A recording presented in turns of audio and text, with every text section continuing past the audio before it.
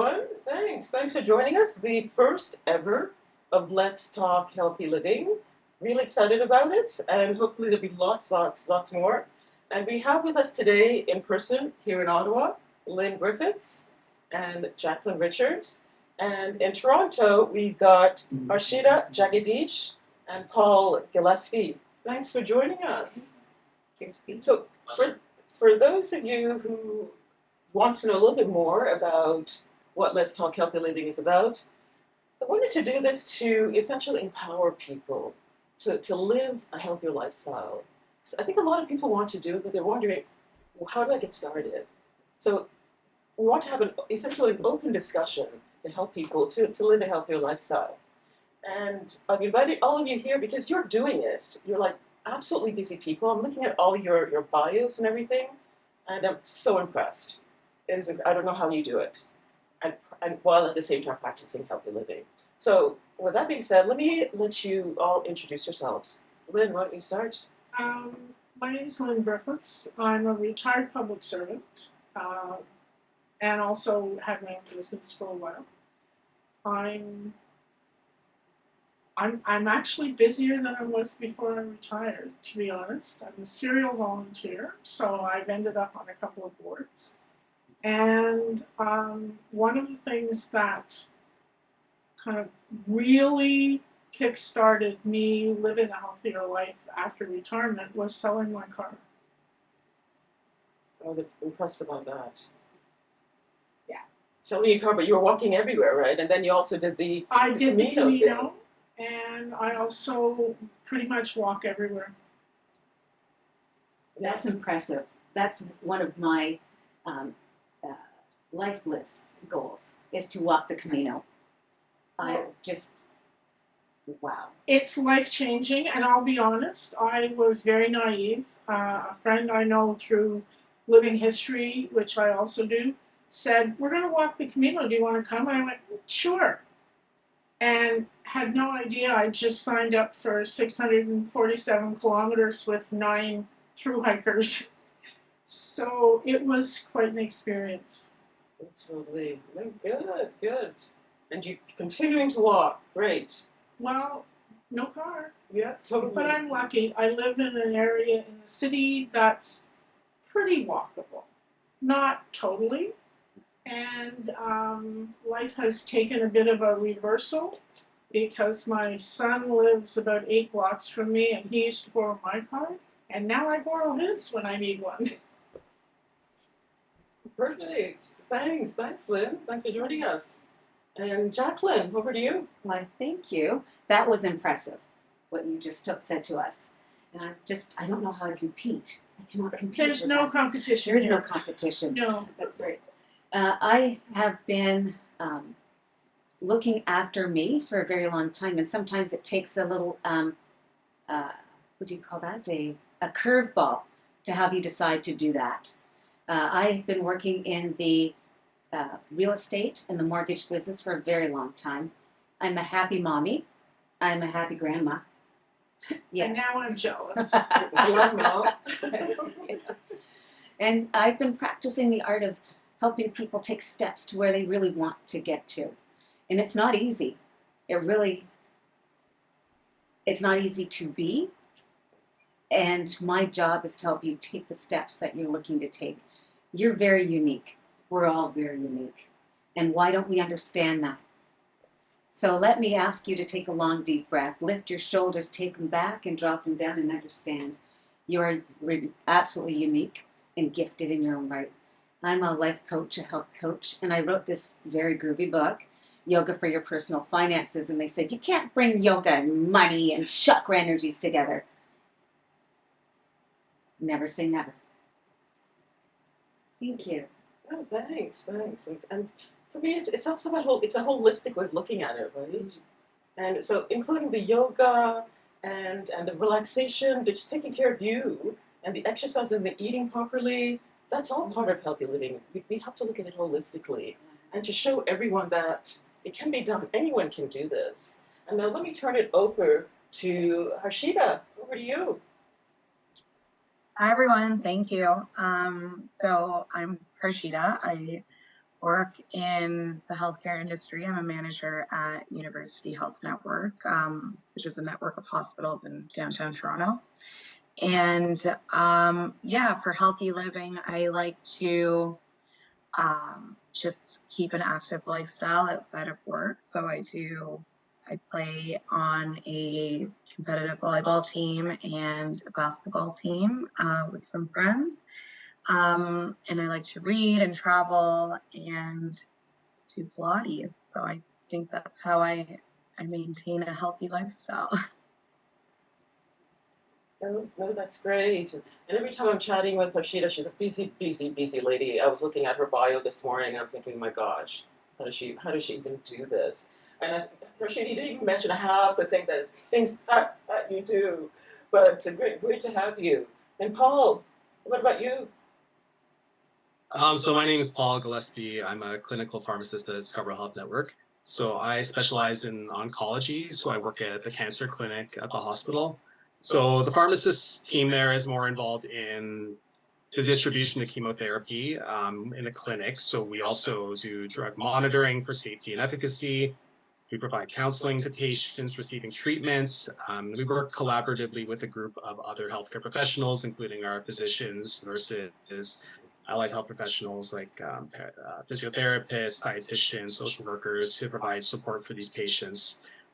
So in my practice, of course, my focus is on the pharmacological side of things, but I do get a lot of questions as well from these cancer patients. They want to know what non-pharmacological life choices they can make to help their body stay healthy through this illness and get them through this difficult treatment. So yeah, every day I see lots of patients, I get lots of questions, and not just about drugs, but about their general health. So me and the team were there to guide them through what's can be a life-changing diagnosis and extremely difficult and arduous treatments, and help them in any way we can to keep them as healthy as they can and strong enough to help fight their illness. Thanks, Paul. That's Well, absolutely incredible. I just have to tell you that having had several family members go through cancer treatment, bless you, Yes, because definitely. their pharmacist was almost the most important person on your team. Yeah. So thanks. Yeah, no, thank you for that. And Yeah, we try to be as accessible as possible and take our time with patients and include their family members as well, because of course cancer is not just something that affects the individual, it affects a whole network Yes, of whole people, family. including family, friends. So we always include everyone in the counseling sessions, and we're always accessible either over the phone or they can message us through the app that's through the hospital. So yeah, we try to be as available as possible to help guide them through. Yeah, that's absolutely incredible. And that's one of the key reasons that we wanted you to be here as well, Paul, because pharmacists, they play such a key role in people's lives, whether or not they're ill or whatnot. It's you play an incredible role, and which is an important part of all of that healthy living as well. So combining what you do with healthy living, that's critical. Because they look up to a lot of people look up to their pharmacists as well. And a lot of people see their pharmacists probably more often than any other healthcare team, right? So exactly, and speak with their pharmacists probably more than their doctors as well, right? So thank you for that. Yeah. I mean, we're right there, right? We're visible, we're accessible. So yeah. Yeah, totally. And sometimes you're the only one that knows everything that somebody is taking. Yeah. Whether it's vitamins or 3 different doctors' prescriptions, and you're the ones that can help people figure out what not to take. Mm-hmm. Yeah, that's right. Yeah, totally. And you raised a really good point. So just to get into in terms of talking about healthy living and what that really means, it's also about helping the body. Talk about helping the body stay healthy, but it's not just a short-term thing. It's about how do we work longer term, helping the body to stay healthy over the longer term. So that goes into the question about what does healthy living mean? What does it mean to you? Because it means different things. I think healthy living means different things to different people. So what does healthy living means to all of you here? So, and why don't we start with Harshita? And what do you do? What do you also do? You talked about volleyball and basketball and whatnot, but what do you do to stay healthy and to live a healthy lifestyle? Yeah, so when I was thinking about this, I really think healthy living to me just means um just being content with how you're spending your day. And so for me, especially throughout the pandemic when there was so much going on with work, um and not a lot of social interaction outside of work, I struggled with that. And so I started to just develop a morning practice for myself where I would wake up and do yoga and a little bit of meditation and write out in a gratitude journal. And that really set up my day with a more positive mindset.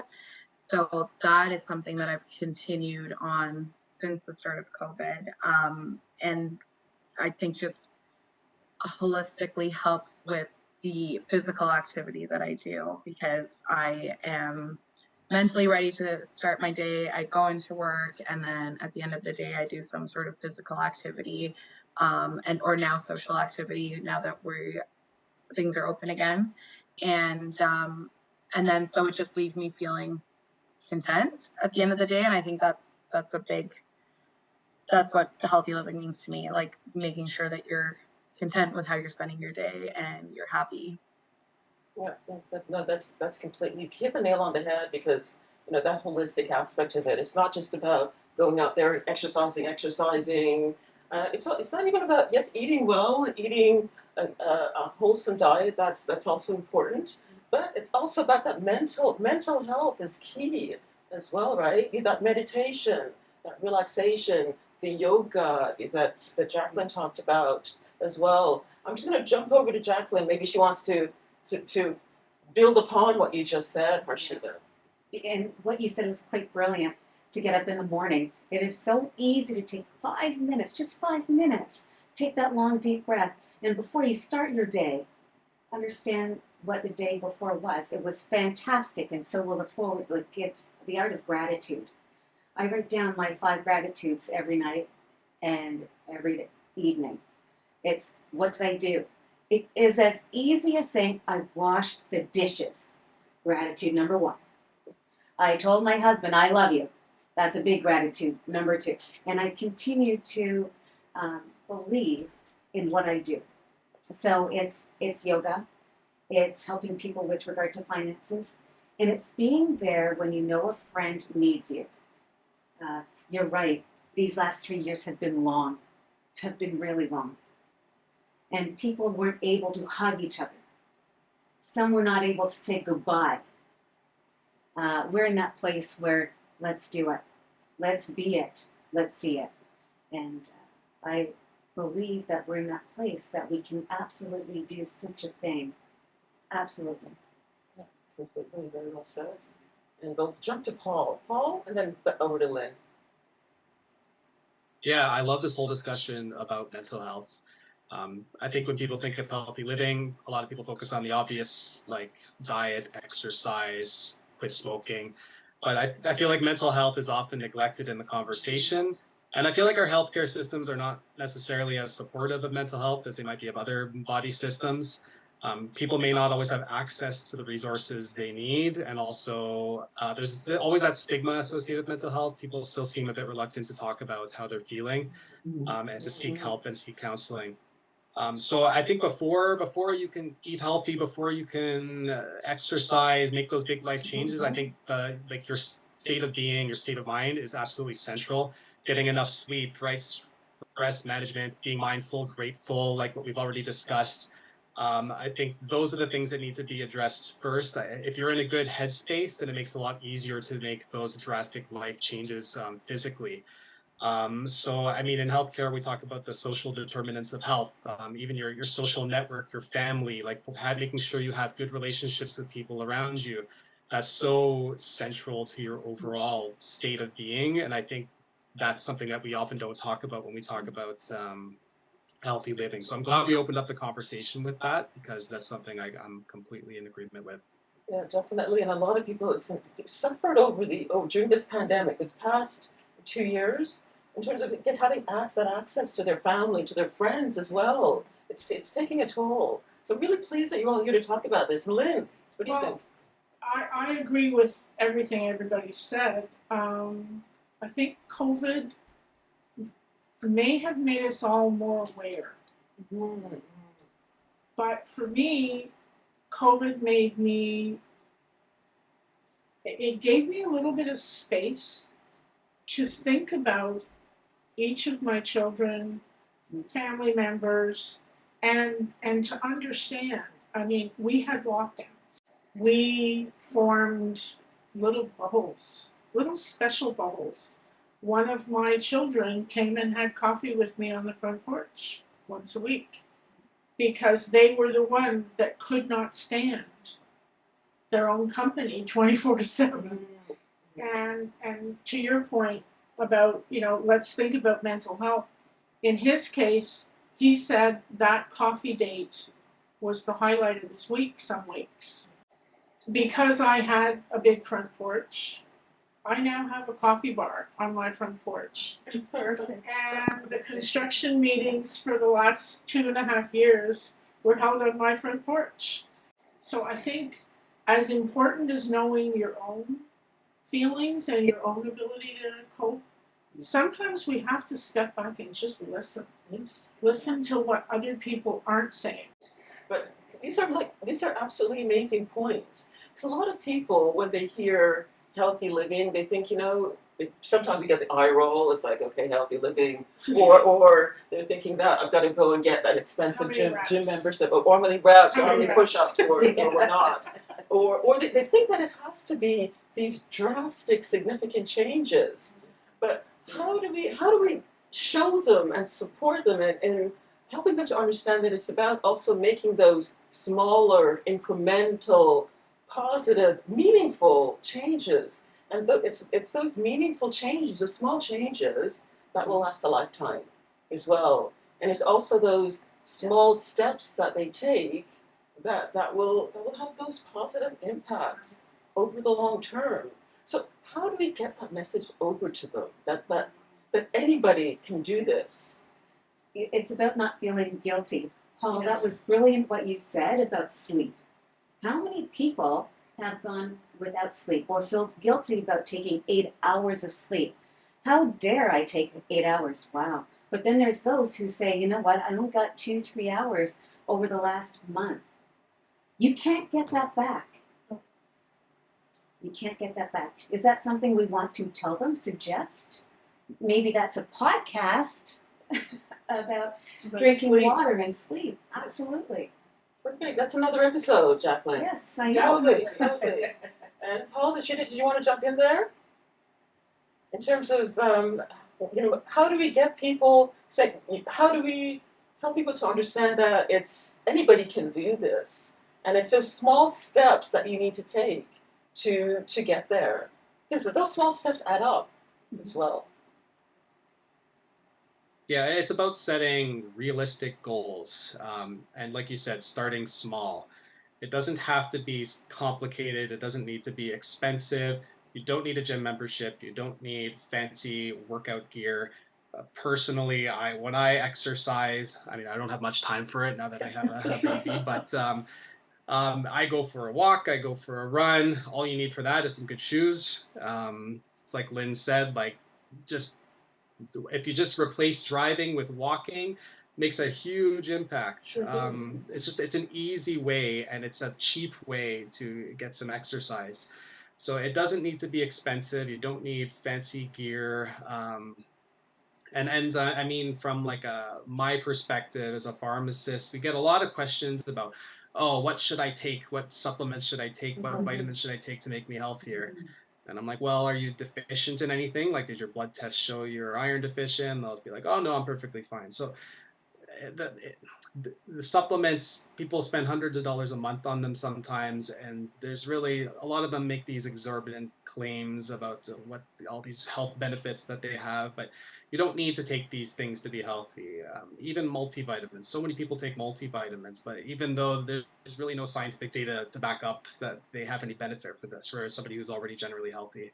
So, I mean, yeah, you don't need to spend a lot of money. And when people understand that, it's little life changes, replacing juice and soft drinks with water, right? Walking instead of driving. Like, these are such easy, and actually they can save you money, right? So if that's the monetary incentive for people, you can actually, you don't need to spend money, you could actually save money, right? Eat less meat. Meat's very expensive right now at the grocery store. So cut down meat once a week, replace it with beans and pulses, right? Cheap foods that are good for you, and yeah, simple, easy ways people can get a bit healthier. So it's as long as people understand that they can take small steps, and it doesn't need to be stressful. It doesn't need to be expensive for them. Yeah, so It's not cheap, it's cost effective. yes. That's my mantra. Yes, Cost totally. effective. Cost effective. It is Yeah. cost effective. Yes, exactly. Harshita, did you want to jump in? Yeah, sure. I thought that was a really great point. Just even about just getting outside, I think is so helpful, and just changes your whole mindset too. Just to take a walk out in the fresh air anytime during the year. I love going for walks with a friend of mine, or just to like clear my head after a day. But I totally agree. Just I think anyone can live a healthier lifestyle if they really want to.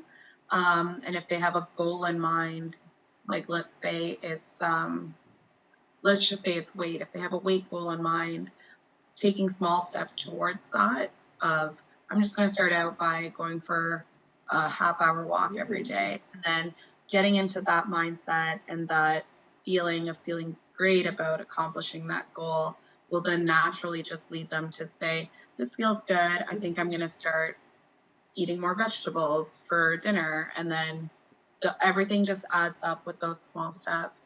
Yeah, completely, Lynn. I was just going to say, I think the thing that we don't always do for ourselves is give ourselves permission, or tell ourselves we deserve that half an hour, that walk.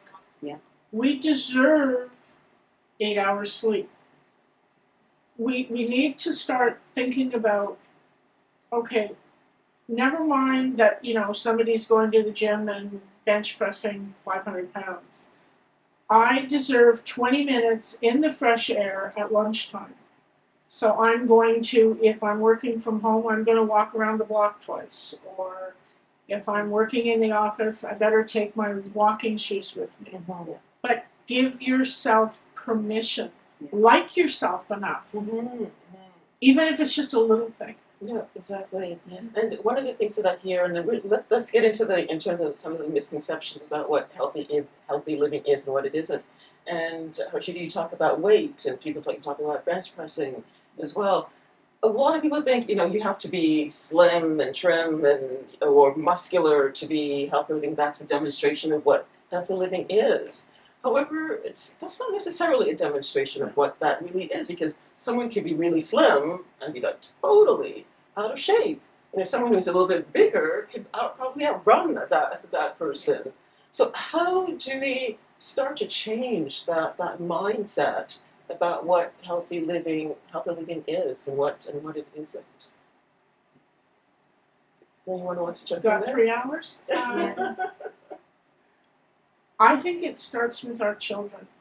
Those of us who are parents, or who have access to parents with little guys, we're given a gift of a body that has a certain blood chemistry and a certain body chemistry and a certain, mine's Scottish peasant, good for surviving, whatever. We talk about being plump as partridges so we can outlast the Viking, when they lock us in our castle for a month.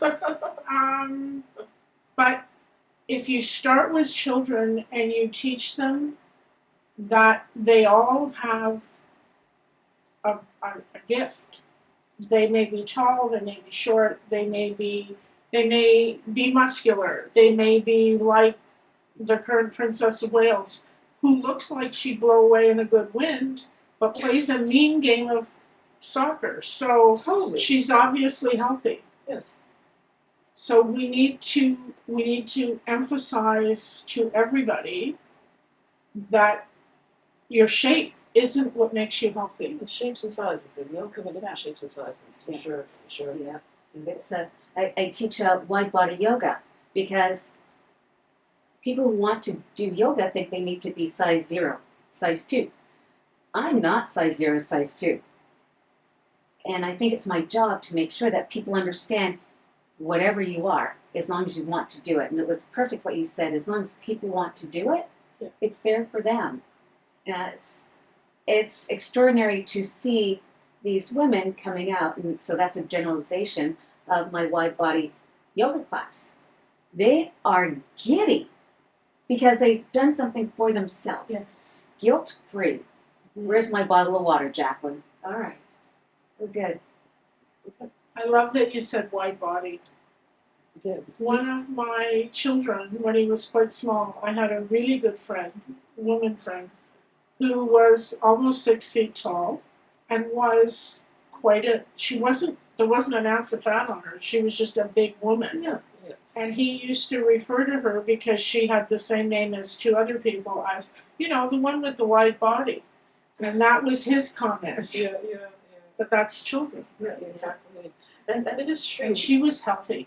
Yes. Exactly. Super healthy. Exactly. So it had nothing to do with her wide body. Yeah, completely. And it's true. We do have to start young. I think that is key. Even though I say start young, but at the same time, even if you're like 40 or 50, it's never too It's late still young. either, right? True. Touche. that's very, very, very true. Man. But it's true. You do have to start young because I remember when I was younger, when I was little, it seemed like eons ago, mind you. But where our parents just say, go outside and play. Yes. And then you go outside and play, and you're out there for hours, and when you only come back in when it gets dark. However, in our society, we don't do that as much as well. But at the same time, Society's different though. right. Not everyone is in a position to feel safe Right, letting yes, their very children true. go out. Right, yes. Yeah, but how do we keep all of those things in mind, but while at the same time demonstrating that anyone can also do that? I think you also have to be very careful what you say to your children. Mhm. Marlene and I were having a conversation last night about a family member telling somebody they were fat. That somebody was me. I was told for years that I was fat. So my personal body image is of a fat woman. So I always dressed in dark colors. I was always in loose clothing. I found a pair of the jeans in a trunk about a month and a half ago that I wore during that fat period, and they were size 8. Okay. But I thought I was fat because somebody told me I was. Mhm. So be very, very careful the words you use Yes. with people. Very true. So those are the myths that you're talking Yeah, about. the myths and right? misconceptions. Yeah. Yeah, I agree with what was said. I think it's important to watch what you're saying and how you're interacting with children, because that's what their mindset will be as they grow up. But also, I think just society in general is changing for the better because representation matters so much. Like when I was younger, there was very much an image of who an ideal woman and body shape should be like. And now it's changing. There's like more different cultures that I'm seeing on TV shows and different body types on TV shows and advertisements. Like the other day at Lululemon, we were talking about how the company used to only sell sizes 0 to I think 0 to 10 or 12. And then it wasn't until Serena Williams, who is very active, as everyone knows, she actually wears a size 16. so she would never be able to buy anything from Lululemon. So it wasn't until that they actually expanded the size range from 0 to 20. So yeah, I think that representation of different body types and different athletes, and really encouraging children and adults as well to recognize that, and that there's a whole wide spectrum of what's healthy, is important. Yeah, Paul, did you have anything to add? I know you've got a little one coming up, and you were telling me this morning, Jacqueline, about your little grandson asking for not grapes but Blueberries. blueberries. He was asking for blueberries. Yeah. He didn't ask for chocolate. I'm sure he does that sometimes, but he actually asked for blueberries. So Yeah. you do have to start young. What do you think about that, Paul? You've got a 8-month-old. Yeah, he just turned 14 months. Oh, 14 actually. months. 14 months. Yes. Okay. Yeah. Like Harshita said, like our society does seem to be going in the right direction in terms of representation and acceptance of different body types and all shapes and sizes we see in advertising now and billboards. And so I think that's a great thing. And I know, especially with the younger generation, social media is a huge part of their lives. Social media can be a good thing, but it can also be very toxic, especially like I find there's certain algorithms in Facebook and Instagram that'll show you kind of the same content over and over again. And if you have a specific belief or insecurity, it'll keep feeding you images of the same types of things, to kind of perpetuating whatever it is you're feeling and making you feel worse about it. And it just occurred to me that people like you, Paul, with little ones today, are going to have to teach their children that social media is not reality, and this is reality. So I think that's going to be almost critical. It was easier when it was a Disney movie, I had to say it was not reality, but I can't imagine having to cope with teaching little ones today that what they see on their laptop or their iPad is not reality. Before we end, why don't you let me know what's your advice to everyone? What do you want to leave with our viewers out there? What advice would you like to leave with our viewers out there? Jacqueline, why don't you start? Ask questions. Ask questions. There are no bad questions. You just gotta ask them. If they're in your mind, in your heart, in your spirit, ask questions. And can you give us an example of like a question? What do you think is a good question for people to be asking? So in my class, my yoga class, I had one of my clients scream out, and I thought she was in pain. She wasn't in pain. So we're sitting on the floor reaching for our toes. She screams out, "I can touch my toes." Okay. So the question was, it wasn't why are you there? It's what would you like to do? I didn't know touching her toes was what she wanted to do until she screamed out. With joy, I have CPR. That's what I thought I was looking at, but I wasn't. I wasn't. So she was ecstatic. So the question in her world was, how can I touch my toes taking a yoga class? Nice. That's the question. It just takes time. And that's a goal. That's a goal that she achieved. Yeah. Fabulous. Yeah. Lynn. Oh, wow. Just listen. Listen to yourself. Listen to your own heart and mind. And really listen to the people around you. Because by listening, you can often help somebody else figure out what their question is. Definitely. Very true. Yeah. Very true. But also listening, and I'll add it in terms of very true listening, but also listening to your internal needs as well. And also don't be so judgmental. No, non-judgment is essential. Don't judge yourself. Don't judge yourself. Don't do and yourself. learn Don't how judge to say others. no. Totally. Exactly. No, I don't have time for that today. Right. Exactly. And Paul. We kind of live in an age of social media and misinformation. There's a lot of misinformation circulating. As a pharmacist, I take the brunt of a lot of incredible claims from people that they've read online, they've heard from their friends. So a lot of it, so we mentioned ask questions. That's huge.